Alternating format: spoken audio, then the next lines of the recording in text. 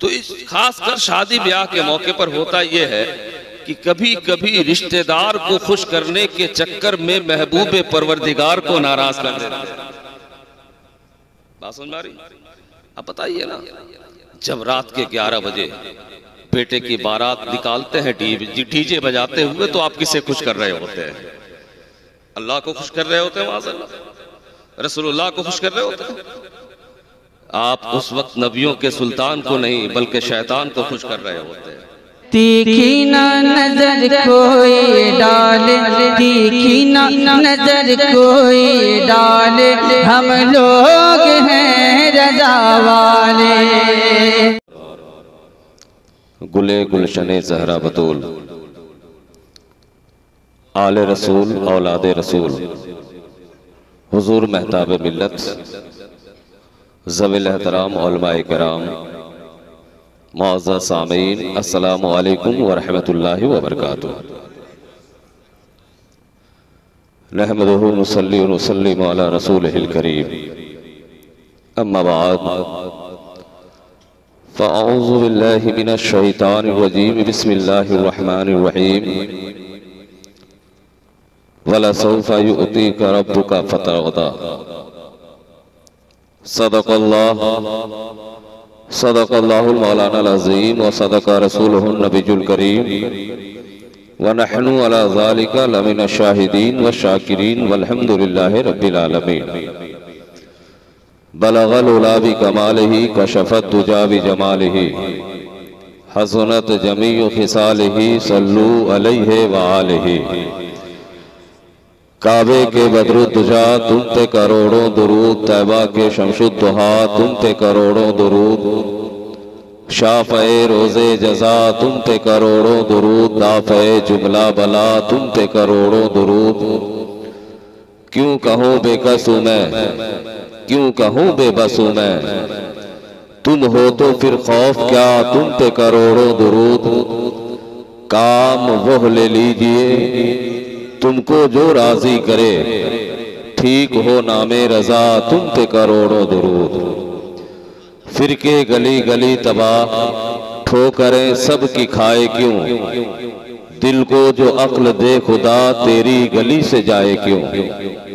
हजरात, आइए हमारा आप इंतहाई अकीदत और मोहब्बत के साथ करीमुस सजाया जमीलु शयम नबीजुल वराया शफीउल उमम, शहंशाह अरब व अजम, शहरे यारे इरम, ताजदार हरम, नौबहार शफात, शमए बज़्म हिदायत, हम गरीबों की जाँ की राहत, मुस्तफ़ा जान रहमत सल्लल्लाहु तआला अलैहि वसल्लम की बारगाह बेकसपनाह में अपनी गुलामी का सबूत पेश करते हुए वालिहाना अंदाज में दुरूद पाक का नजराना पेश कर लें। पढ़े बावाज़ बुलंद, अल्लाहुम्मा सल्ली अला सय्यदना मौलाना मुहम्मद बारिक वसल्लिम, सलातों व सलामन अलैका या रसूलल्लाह, सलातों व सलामन अलैका या हबीबल्लाह सल्लल्लाहु तआला अलैहि बारिक वसल्लिम। हज़रात, मजमा काफ़ी ज़्यादा था, सरे शाम से अब तक काफ़ी लोग बैठे थे, कुछ चले गए कुछ बैठे हैं। मैं तो सिर्फ इतना कहना चाहूँगा, जो पेट की भूख मिटाने आए थे वो चले गए, जो रूह की भूख मिटाने आए हैं वो बैठे हैं।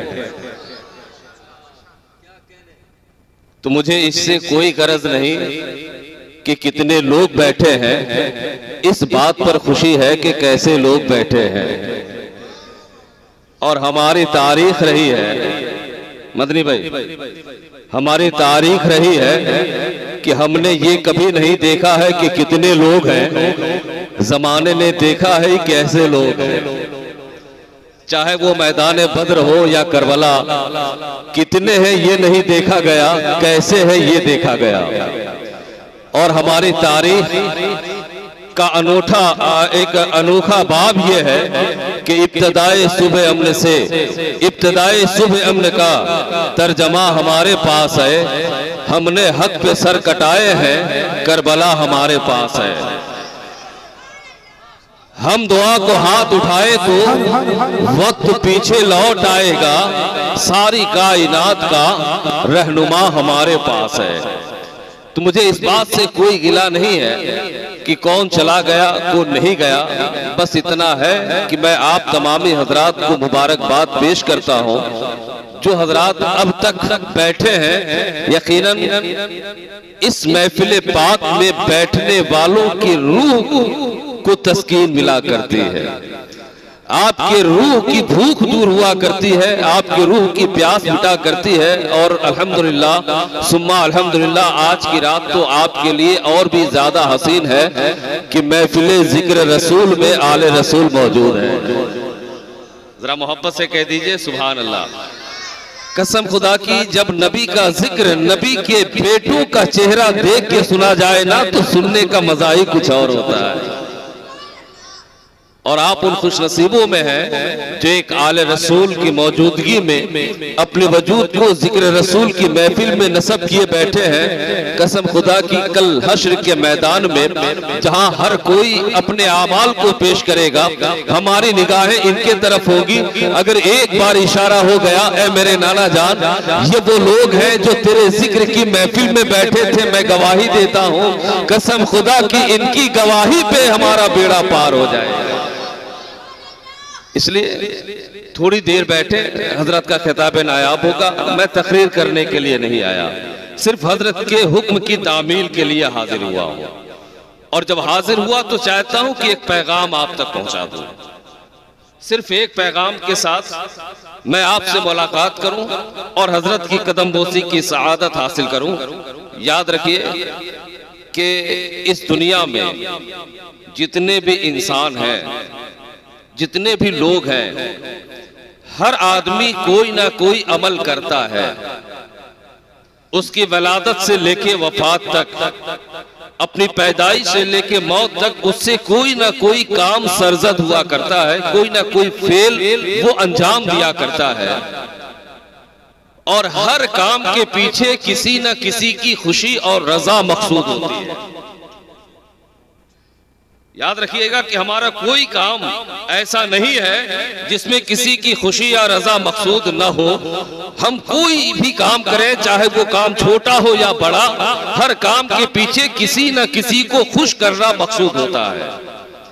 जनाब इरशाद भाई ने बड़ा खर्च करके आज की इस महफिल का एहतमाम किया है। यकीनन इसके पीछे मकसूद ये है कि अल्लाह राजी हो जाए, रसूलुल्लाह राजी हो जाए। आइंदा कल कुछ और तैयारियां होगी, उन तैयारियों के पीछे भी किसी को खुश करना मकसद होगा। एक बाप अपने बेटे को खुश करना चाहता है, बेटा बाप को खुश करना चाहता है। एक भाई अपने भाई को खुश करना चाहता है, दोस्त को खुश करना चाहता है। एक दादा अपने पोते को खुश करना चाहता है, पोता दादा को खुश करना चाहता है। एक नवासा अपने नाना को खुश करना चाहता है, नाना नवासा को खुश करना चाहता है।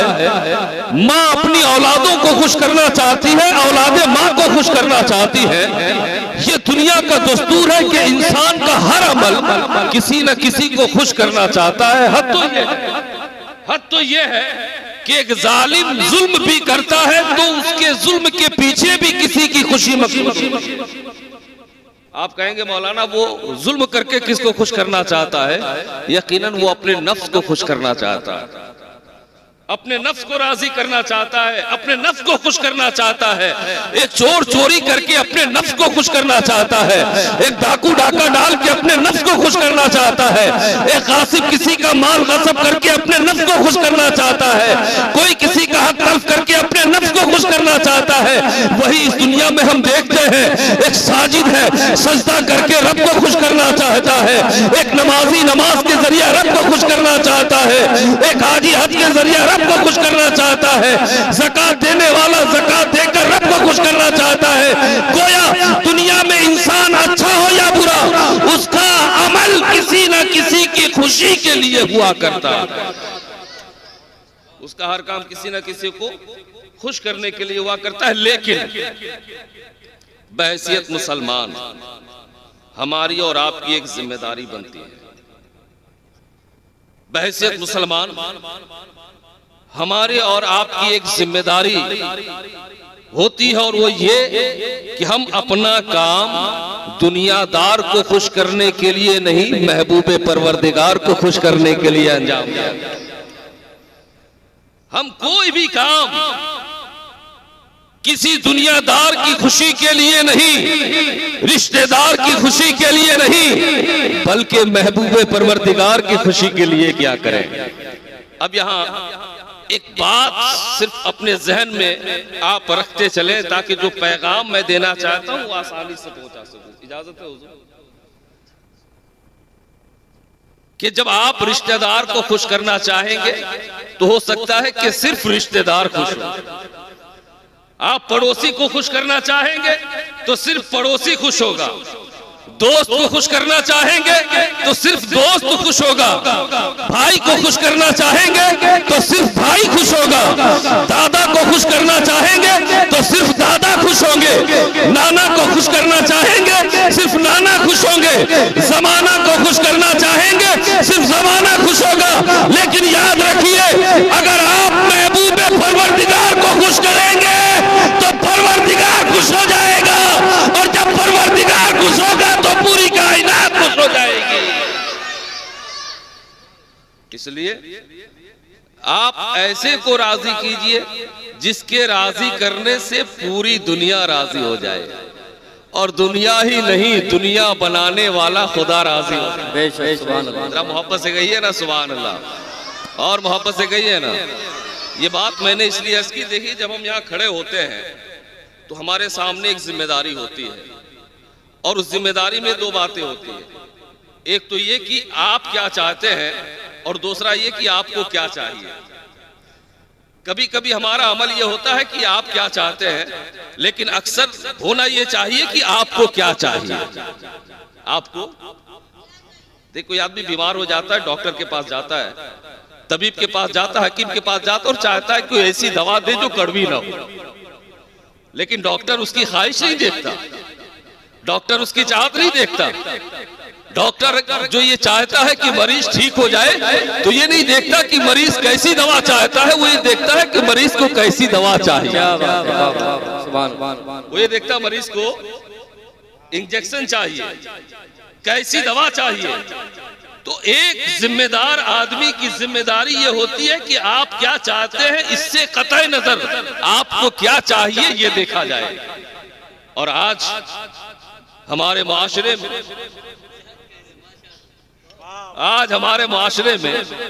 हमारे समाज में, आज हमारे मुआशरे और समाज में बहुत सी बीमारियां लगी हैं, और उन बीमारियों का इलाज किसी एमबीबीएस के पास नहीं है। उन बीमारियों का इलाज किसी बीयूएमएस के पास नहीं है। उन बीमारियों का इलाज किसी एमडी के पास नहीं है। उन बीमारियों का इलाज किसी सर्जन के पास नहीं है। उन बीमारियों का इलाज है तो आले रसूल के कदमों में है। उन बीमारियों का इलाज है तो उलमाए किराम की बारगाह में है। उन बीमारियों का इलाज है तो अइम्मा किराम के बारगाह में है। कसम खुदा की, जब दुनिया के डॉक्टर के पास जाओगे आपके जिस्म की बीमारी ठीक होगी, और जब आप अल्लाह के रसूल के नाइबों के पास आओगे आपके रूह की बीमारी ठीक होगी। नारे तकबीर, नारे रिसालत, मसलके आला हजरत, माशाअल्लाह।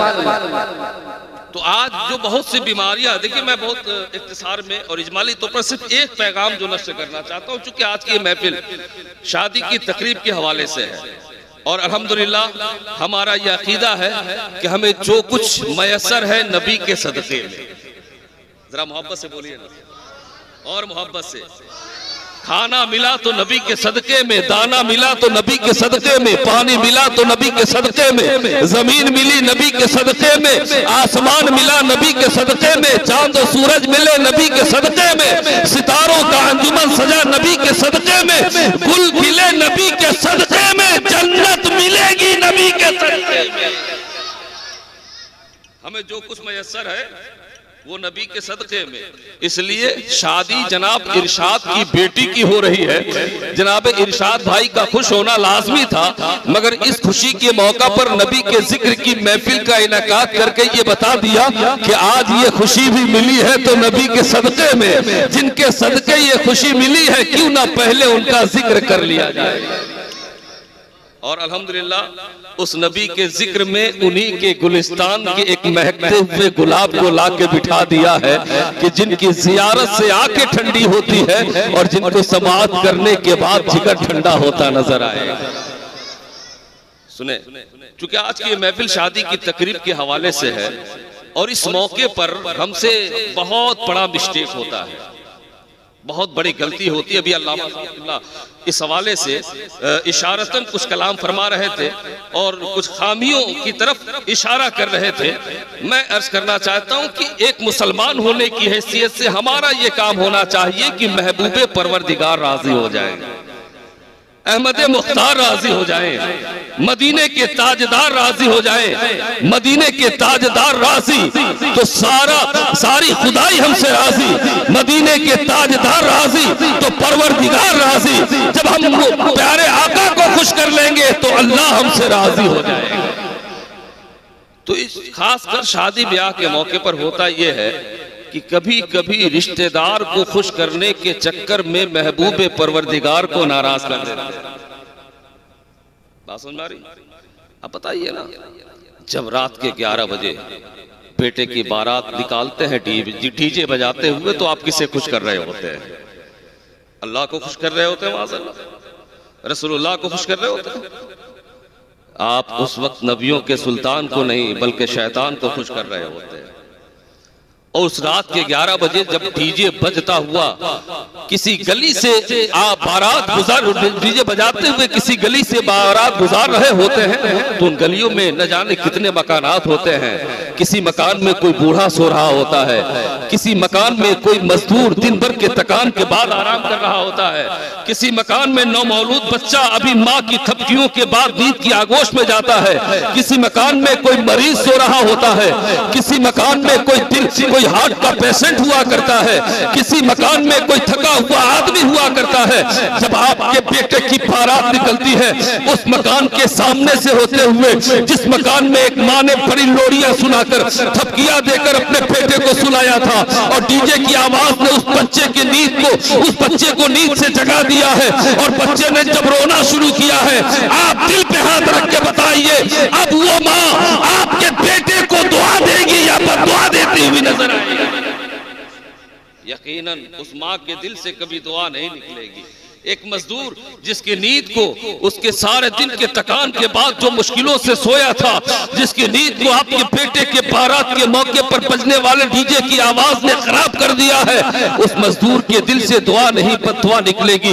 एक ज़ईफ जो किसी मुश्किल से अभी बिस्तर इस्तराहत पर ख्वाब में जाने ही वाला था कि डीजे की आवाज ने उसे मुस्तरिब और बेचैन कर दिया है, तो उसके दिल से आपके बेटे के लिए दुआ नहीं बददुआ निकलेगी। आपने दिल पे हाथ रख के बताना, जब इतनी सारी बद्दुआएं साथ लेकर बेटे की बारात निकालोगे तो वो शादी खाना आबादी होगी या बर्बादी? बोलिए ना भाई, बर्बादी। जैसा कि हम आज मुआशरे में देख रहे हैं, शादी के कुछ दिन के बाद ही मोहब्बतों का रिश्ता नफरतों के रिश्ते में तब्दील हो जाता है। हजरत बड़ा करीब से मुशाहिदा है कि शादी से पहले जो एक दूसरे के लिए जान निछावर करते थे, अब शादी के बाद एक दूसरे के जानी दुश्मन बन जाते हैं। ऐसा क्यों होता है? ये घरों में दरारें क्यों आती हैं? मोहब्बतें नफरतों में तब्दील क्यों हो जाती हैं? घर की बरकतें क्यों उठ जाती हैं? इसलिए कि आपने शादी अपने बेटे की थी, तो जिन बारातियों को साथ लिया था, उन बारातियों के साथ किसी गरीब की बद्दुआएं भी ली थी आपने, किसी ज़ईफ की बद्दुआएं भी ली थी आपने, किसी तड़पती हुई माँ की बद्दुआएं भी ली थी आपने। जब इतनी सारी बद्दुआओं के साथ खुशियां मनाने चाहोगे तो वो खुशी नहीं बल्कि गम में तब्दील हो जाएगी। अच्छा, ये उज्र और बहाना ये है कि मौलाना साहब हमने थोड़ी किया है। मेरे साथ ही हादसा पेश आया। मुझे बारात, उमूमन मैं बारात में नहीं जाता हूँ, क्योंकि अब इसमें एक बहुत लंबी गुफ्तगू हो जाएगी। बस एक बारात में दावत दी गई और ये कहा कि मौलाना साहब आपको चलना, मैंने कहा जाऊंगा तो एक शर्त पे कि कोई खराफात ना हो। निकाहो मिन सुन्नती का पैगाम आपने कार्ड पे छपवाया है तो उसी दायरे में ये महफिल, इस महफिल का इनेकाद होना चाहिए। कहा हाँ बिल्कुल, कोई खुराफात नहीं। जब घर पहुंचा सारे बाराती आ गए, दूल्हा तैयार है, गाड़ियां लगी है, मगर बारात निकलने के लिए राजी नहीं, अभी बारात निकल नहीं रही। मैंने पूछा साहिब खाना से क्या हुआ, कहने लगे क्या बताएं, वो हमारे एक रिश्तेदार है, उन्होंने डीजे कर लिया, अब उसी डीजे का इंतजार है। मैंने कहा कि ये बात तो नहीं हुई थी, आपने कहा था कि कोई खुराफात हमारी शादी में नहीं है। खैर मैं तो बारात नहीं जाता, लेकिन आपने जो किया है ये बहुत गलत किया। कहा मैंने कुछ नहीं किया, वो हमारा रिश्तेदार था, क्या करें, अगर उसकी बात ना मानते तो नाराज हो जाता। आपको एक पैगाम देना चाहता हूं, एक रिश्तेदार नाराज होगा तो दूसरा रिश्तेदार मिल जाएगा, एक रिश्तेदार नाराज होगा तो दूसरा रिश्तेदार मिल जाएगा। लेकिन अगर महबूबे परवरदिगार नाराज हो गए तो दूसरा महबूबे परवरदिगार कहां से लाओगे। अगर मदीने के ताजदार नाजिर हो गए, नाराज हो गए तो फिर कहां जाओगे, किसे मुंह दिखाओगे। कसम खुदा की, रिश्तेदार को राजी करने के लिए महबूबे परवरदिगार को नाराज हो, महबूबे परवरदिगार को राजी करने के लिए रिश्तेदार नाराज होते हैं तो हो जाए। समझ लेना कि वो तुम्हारे रिश्तेदार नहीं थे, वो तुम्हारे रिश्तों का फायदा उठाकर तुम्हें नुकसान पहुंचाने वाले थे। अल्लाह के नबी की रहमत ने तुम्हें बचा लिया। आज ऐसे बहुत सी खुराफातें हैं जिसे रिश्तेदारों के तरफ मंसूब करके हम अपने घर में होने देते हैं और ये कह के खामोश रहते हैं कि क्या करें, रिश्तेदारों ने कर लिया। एक मुसलमान की जिम्मेदारी यह है, एक मुसलमान की हैसियत यह है, एक मुसलमान की पहचान यह है कि वो अपना कोई भी अमल, कोई भी काम सिर्फ इसलिए करता है ताकि अल्लाह राजी हो जाए, अल्लाह के रसूल राजी हो जाए। इससे हट के अगर कोई काम करोगे जिससे अल्लाह और उसके रसूल नाराज होते हैं तो उस काम में कभी बरकतें मयसर नहीं होंगी, बल्कि नुकसान का मुंह देखना पड़ेगा, नुकसान का सामना करना पड़ेगा। दुरूद पढ़ लें, अल्लाहुम्मा सल्ली अला सय्यदना मौलाना मुहम्मदिन बारिक वसल्लम, सलातो व सलाम अलैका या रसूलल्लाह, सलातो व सलाम अलैका या हबीबल्लाह। हज़रात में सिर्फ ये अर्ज करने के लिए या सिर्फ हजरत के हुक्म की तकमील के लिए हाजिर हुआ, तकरीर के लिए नहीं। हम तो आपके शहर के हैं, आपके घर के हैं, कभी भी मुलाकातें होती रहती हैं, होती रहेंगी इंशाअल्लाह। कहने सुनने का सिलसिला जारी रहेगा। हजरत तशरीफ लाए हैं, कसम खुदा की आपके कदम की बरकत सिर्फ इरशाद भाई के मकान पर नहीं, पूरी आबादी को मैसर आएगी इंशाअल्लाह। इंशाअल्लाह पूरी आबादी आपके कदमों की बरकत को महसूस करेगी। इसलिए कि इनके रगों में वही खून है जिस लहू के रोगन से आज भी चिराग इस्लाम रोशन है। इसलिए बड़े इत्मीनान और सुकून के साथ बैठे, जितने लोग भी बैठे हैं, कोई घर नहीं जाएगा। हजरत की आमद होगी और हम इंशाअल्लाह हजरत के बयानात को सिर्फ सुनेंगे नहीं, बल्कि एक एक जुमले की हिफाजत करेंगे, उसे अपने दिल में महफूज करेंगे और जिंदगी की तारीक राहों में रोशनी बनाकर उससे हिदायत हासिल करेंगे। अल्लाह ताला हम सबकी हाजिरी कबूल फरमाए।